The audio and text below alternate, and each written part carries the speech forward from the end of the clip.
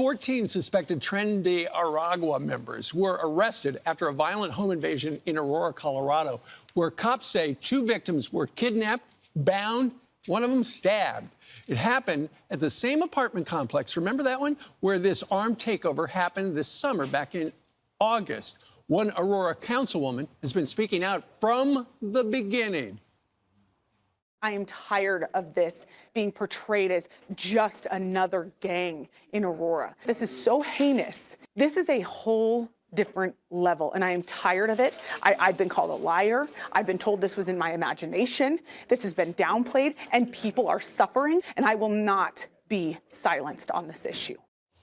Well, that woman in that soundbite, Danielle Jurinsky, joins us right now from Aurora. Danielle, good morning to you. Good morning. I don't get it. They called, when you were talking about simply things that had happened, they called you essentially delusional. She's a liar. It's all your imagination. You're not a liar. You're a truth teller. And it was not your imagination. That's right. And it's interesting because our governor was asked about his comment yesterday if he would like to update that. And he really had nothing to say about this. This is unfortunately not something that you want to be able to say, I told you so on, but I told you so. And nobody wanted to listen to me. This very much turned into political theater leading up to the presidential election. And many people have suffered. This isn't just assault. Right. This isn't just fist fights. This is absolute torture, what some of these people have been going through. And once the Americans were moved out of the complex, this is the most vulnerable population left. These are other migrants who some of them don't even really realize where they are. They were simply dropped off in the middle of the night in some cases. Right. And some of the torture regarding this home invasion, this most recent one there, one of the people had their fingernails pulled out. I mean, it's absolutely barbaric. There's been a sea change, though, in Aurora because you've got a new police chief now who apparently is taking this more seriously. He is. He led a strong press conference yesterday. The police response to these 2 victims was huge. The police presence in this neighborhood right now is huge. He has made clear that we will not stand for this. Right. It is a new day in the Aurora Police Chief's office. Yeah. And Danielle, before you go, who is it who has wanted you to essentially be quiet?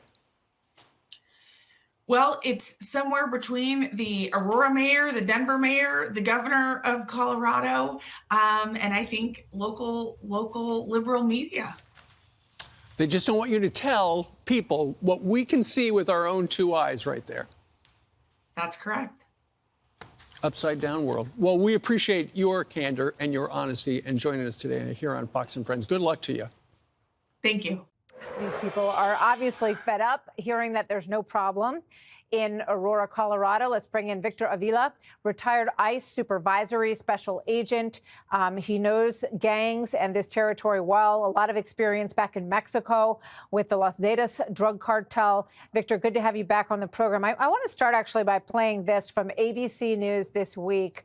The Sunday show happened back in October, but given this news, it's quite relevant. Watch this. The incidents were limited to a handful of apartment complexes, and the mayor said our dedicated police officers have acted on those concerns. A handful of problems. Only, Martha, do you hear yourself? Only a handful of apartment complexes in America were taken over by Venezuelan gangs. I mean, that's a moment that keeps on giving. You can hear how incredulous the vice president-elect is, Victor. What's your take on this crime? What markings do you see in it of potential gang activity? A couple of things, Martha. One is that I'm glad that the city officials and police are publicly acknowledging this because the locals and my contacts there in Colorado have known this for a long, long time. And they've been terrorized by the Tren de Aragua for a long, long time. And, one of the things that I have been studying Tren de Aragua for a long time, I've been getting a lot of updates and briefings from a lot of specialists that deal with this. this is not a gang. This is reminiscent of a cartel because of the organization, because of the backing of money, finances, activity with the actual cartel in Mexico. And more troubling is their association with, obviously, the link with Venezuela and the Maduro regime, but especially the contact that they have and the relationship with Hezbollah and Iran. And I've been trying to kind of put this out the last several months out there, because this is what my intelligence contacts are telling me to say, please mention this, Victor, because this is how makes these group of individuals a lot more dangerous, which makes it a big national security issue. Yeah, I'm glad you brought up that theory again, and it's a very strong one. Just put the map up real quick. We have to go, but Venezuelan prison gang presence spreads across the United States, and clearly this is a destabilizing impact on our country to have this infiltration, that you discussed, and the potential ties to Hezbollah. Just a real quick back-end thought on that, Victor, before we go. Well, it just I studied and investigated the cartels for many years, and this is just like them. These are terrorist organizations, in my opinion, that should be dealt that way. The old way that I used to investigate, and those old ways of going after these guys, is now a null and void, and really a stale way of doing this. We have to approach them a very different way, and I think we are starting January 20th. We look forward to that, and hopefully it can eradicate these violent gangs and the very organized nature of them across the country right now. Victor Avila, always a great voice on this, of a wake-up call for all of us. Thank you, Victor. A shocking home invasion in Aurora, Colorado, now being linked to the most vicious and bloodthirsty criminal migrant gang operating in America. ICE is now confirming 16 suspected members of the Venezuelan gang, Tren de Aragua, have been taken into custody for allegedly kidnapping and torturing 2 victims. It happened at the same apartment complex that we kept showing you back over the summer, where armed migrant men were seen roaming the halls with their guns. The horrific crime now raising questions about whether Colorado officials and the media downplayed the presence of this gang in Colorado. Here's the Aurora police chief. They were pistol whipped, they were beat, they were mistreated. One of the male was actually stabbed, he had a stab wound. So does that fall in the category of torture for me? Yeah, it does. It is incredibly hard to identify specifically as TDA because there is no specific markers. There's a high assumption that they may be affiliated with the TDA gang. But again, I am not going to say 100% positively until that is validated and verified. Trump's incoming border czar has a message for the Aurora police chief after the arrest of the suspected gang members. So he's talking the talk, but let's hope he walks the walk and hand these people to ICE when he's done with them, because we can remove them not only from the community but from the country. And if law enforcement officers don't help us do that, we're certainly going to do that starting January 21st. Criminal migrants are causing chaos in the nation's biggest city. New York City Mayor Eric Adams is opening up to Martha McCallum on how he plans to get them out. I thought our conversation was a great conversation. Tom and I both sat down, and we both agree on violent individuals should not remain in our country. What we should be doing at our border, we could be making that determination. Are we going to allow you to come in? We're creating a pipeline of criminality by creating these terrible criteria. Judge, in Colorado, we were talking about this story, and you remember you had local officials, a congressman, and the governor even saying, it's actually not that big a deal, it's not a problem. And then you had this situation. Well, it was clear that they were telling us not to believe our lying eyes, as we see these gangs come in with all kinds of, equipment and crowbars or whatever they're using to break open these apartment buildings. And at the same time, we were talking to people living in the apartment buildings. So they didn't want to make it look like there was a problem, but whatever their motivation was, it was a lie. Now we know that Tren de Aragua has organizations in every major city in the United States.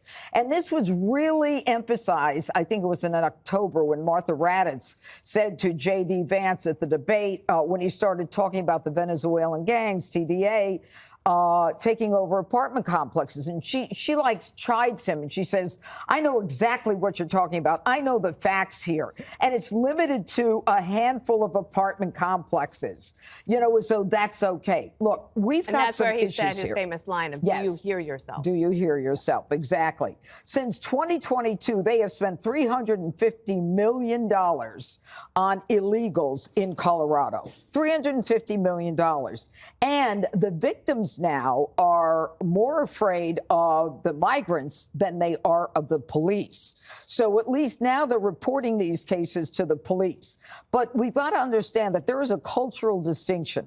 They come here, many of them, from countries where cartels run things. And their values are different than ours, and they think that they can come here and exercise the same kind of behavior. And America is complicit, especially the left, in sanctuary cities. Because in these sanctuary cities, they're saying, come to our city. We're not going to agree with ICE or deportation. And so what's going to happen is every sanctuary city is going to be loaded with those criminal illegals who do not want to be deported. That's where hell is going to start burning. All right. Now, two things that I think are important. In every matter, in every state where there is a crime committed by an illegal, there should be an enhanced punishment, one step up. Because you shouldn't be here in the first place. That's number one. And I don't give a darn if you came in on the CBP app. That's not legal as far as I'm concerned. And number two, if you kill an American citizen, there's got to be a death penalty for you. What about the victims in this crime here who are afraid to come forward? Well, what it looks like to me, and it seems to be happening once a month, it's collection time. They're torturing these people because they have to pay not only the apartments, they have to pay them for their fake protection, or worse, these are the ones who are collecting from the traffickers. So there's families having their fingernails pulled out. That's for information. Where's the money? When are you going to have the money? They're not killing them, they're torturing them. Right. I don't understand in any country in the world that as a mayor, you could sit there and be like, it happens a little bit. If it happens to one person, we would all be outraged. If there was one house in our neighborhood that this happened to, neighborhood watches would be formed. But the fact that they're not doing anything to these, and you want people to come out and say, hey, I need help, it's past that. They are getting tortured, their loved ones in other places. Maybe, we keep talking about where are these children? These might be the parents who are still trying to get their children, but they don't have the money, so they're getting tortured. Who are they on the phone with the whole time when you see these guys kicking in doors, answering other things? The fact that we would even have to wait to January 20. Where are the policemen? Where is the FBI?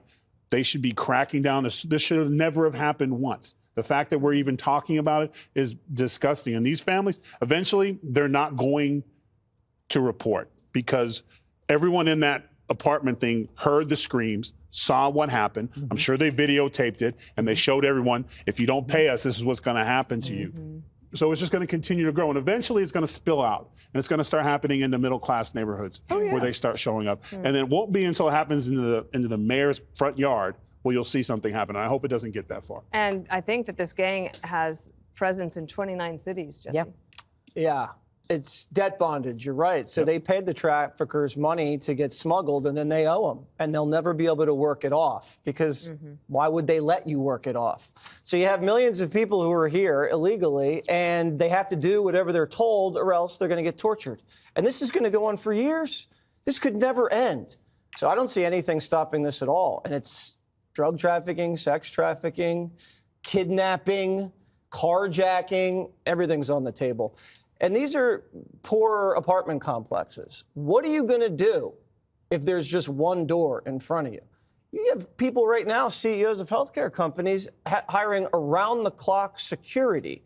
And even then, they don't feel safe. Every American needs to do an audit of their security at their house. They have to make sure they have firearms. You can do lights on timers. You can do motion lights. You can get Ring cameras, all sorts of cameras. Dogs, Berna. Because this is happening in broad daylight. This isn't happening at night, Jesse. This is broad daylight. So it's broad daylight, and you don't even know who's in the gang. There could be someone scouting for a gang that could look like an old woman, and she's actually working for the gang, and she's just doing a security check of how your posture is. Do you have a dog? Do you have a gate? Do you have a security guard? Everything is now more dangerous than it was 4 years ago, and that's because of this guy. I'm pointing this way at Jessica, and she knows what I mean by the big guy. Just thought you were calling me a dude. Jessica, do you want to comment on Colorado, or you watch? I know we were together watching the Eric Adams interview with Martha McCallum, and she touched on immigration quite a bit. Yeah, well, I think that they're linked. And there's been a lot of discussion since the election results about what the mandate is for the Republicans right now. And I think you're looking at what the mandate is, that people in blue cities across this country voted their disapproval with how it's being managed. And this is one of the key reasons for that. Not only just the migrant crisis, and Mayor Adams said that we're getting 8,000 undocumented people per week, which was obviously completely unsustainable. But people are saying there is a safety issue for us, and this is part and parcel of that. And I do think this is one of the easiest ways for liberals to break with traditional sanctuary city policy, where you say this was never conceived to protect a gang member, right? This was never conceived to protect someone who was committing violent crime. And we want to change it. And whether you put it to a vote in front of the city council and let them deal with it, let them have all of those people show up like it happened in Chicago, right? Where they opened it up and everyone came in there saying, no, we're actually not interested in being managed that way, and let them deal with it and get voted out. Or you'll see a change where people like Michelle Wu in Boston will be so out of step with the general public that there will be forced consequences to it. I think that this is, not a moment for resistance. This is a moment for cooperation to get the most dangerous undocumented people out of this country. And then we can have a conversation about everybody else. All right, the first city Tom Homan plans to clean up is Chicago, where residents are lashing out at Mayor Brandon Johnson. You caused all this money to go to illegal immigrants, not Harold Washington. You gonna be held accountable for it. All you illegals, you ain't gonna have no Merry Christmas. You're gonna have a Merry Deportation Christmas. We need Tom Homan here in Chicago. We need Donald Trump. We need to start voting different in these cities like New York and Chicago. You got a 14% approval rating, so the people is looking like they're telling you that you're fired, man. Can you do the job, Mr. Brandon Johnson? And how did Mayor Brandon Johnson respond to his constituents? Well, he threw him out of the meeting. Thank you. Please restore order. Can I have your attention, please? Ladies and gentlemen, please go to your closest exit. Joining me now, Chicago resident Vashon Tunsil, who was at that Chicago City Council meeting. Vashon, what's the biggest problem you're seeing with illegals in Chicago right now? Well, they're getting all of our resources, all the American people in Chicago. Brandon Johnson has given these illegal immigrants over, $500 million while American people struggle and starve on the street. But not only that, now he wants to protect these illegals that's here in Chicago, Illinois, illegally. And I just don't believe that's the right thing to do as a mayor when you have a 14% approval rating. And then the people realize why our city is so bad. It's because they keep voting Democrat. Oh, which brings me to the point. I mean, it can't be more obvious in Chicago how bad things have gotten. I mean, I think I hadn't been to Chicago in maybe 3 or 4 years when I went to the DNC with the Fox crew to cover the Democratic convention. And they cleaned it up a lot, but it was different. It's a different place. And you go to the South Side, it's even worse. And it's always been a little bit dangerous, but it's much worse. So what is it? How do they lock down as many of the voters as they do lock down to vote for the Democrats? Well, I mean, me personally, I just think it's like a generational thing. Like their mothers and their fathers, they tell them to vote Democrat because the Republican, they're for the rich and they're for the white people and this, that, and the third, which I don't think to be true at all. I think that Republicans, they have their best interest for black people. The Democrats, they're the ones that started the KKK. And me personally, me growing up, and I see the Democratic Party, you look at people like Barack Obama, and it's just like it's not looking good for what they're doing to these inner cities like Chicago and New York. And I just feel like it's just brainwashing at this point. Man, what did Obama do for Chicago? I mean, Absolutely. Vashon, wait, hold on one moment. The incoming border czar, Tom Homan, is actually still with us. And he's been listening in on the conversation, everything you've been saying. I think he wants one of your hats. Can you tell Tom directly what you need him to do in Chicago? Vashon. Well, first I want to say is thank you so much for joining me, Tom Homan. I really appreciate these words with you. And sir, please, I don't care what Brandon Johnson tell you, please come clean up Chicago, Illinois. We need you, Tom Homan. This place sucks right now. And like you said, our city sucks because our governor sucks and our mayor sucks. You were absolutely right about that. And I mean, it couldn't get more broad than that. And I just really appreciate you coming here, just speaking to the people of Chicago, you know, listening to us more than our own mayor. You're actually doing a better job than the mayor is when it comes to listening to us. Tom?